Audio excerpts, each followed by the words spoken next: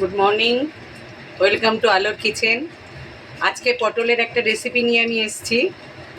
পটলটাকে এইভাবে শুধু উপরের পাতলা অংশটা ছিলে দিয়ে এরকম করে পাতলা পাতলা করে এটা কেটে নেবেন। মোটাটা কিন্তু থাকবে, মোটা খোসাটা থাকবে। আর এদিকে তেল আমি করেছি, এটা পটল আলু ভাজা করব। পটল তো অনেকভাবেই খেয়েছেন, একবার আমার মতো খেয়ে দেখবেন। এটা ঘি ভাত, ডাল ভাত সব কিছুতেই ভালো লাগে, এটা করে দেখবেন।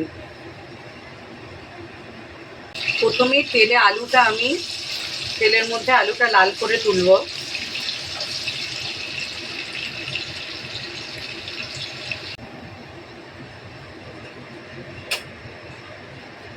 এর মধ্যে শুকনো লঙ্কা আর পেঁয়াজ, এটা আমি লাল করে বেরেস্তা করে নেব।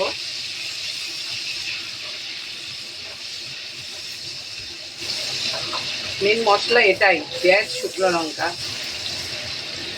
আর এতে বেশি কিছু পড়ে না। জিরে আর গোলমরিচ একটু লাগবে, নুন তো আছেই।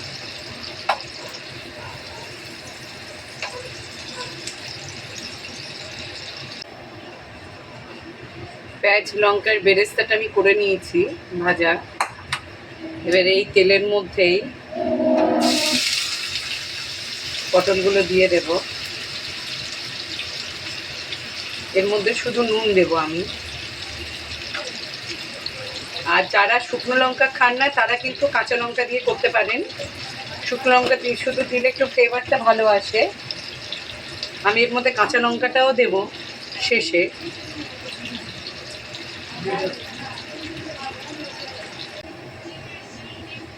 পটলটা এরকম ভাজা হয়ে গেছে, এর মধ্যে আমি দেব ভাজা আলু, বেরেস্তা, টমেটো।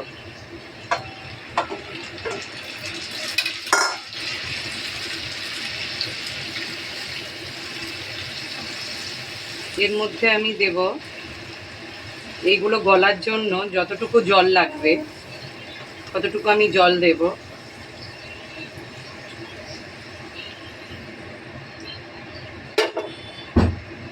দিয়ে দেব ধনে শাক, কাঁচা লঙ্কা।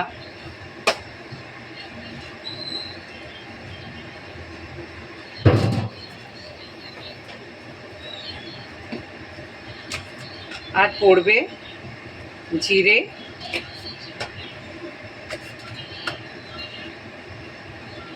গোলমরিচ।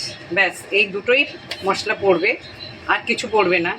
এটা ভালো করে গলে গেলে আমি পরে আবার দেখাচ্ছি। গলা পর্যন্ত আমি ওয়েট করব।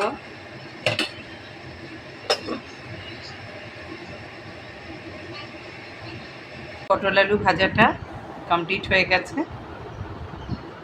পুরো এরকম আসবে।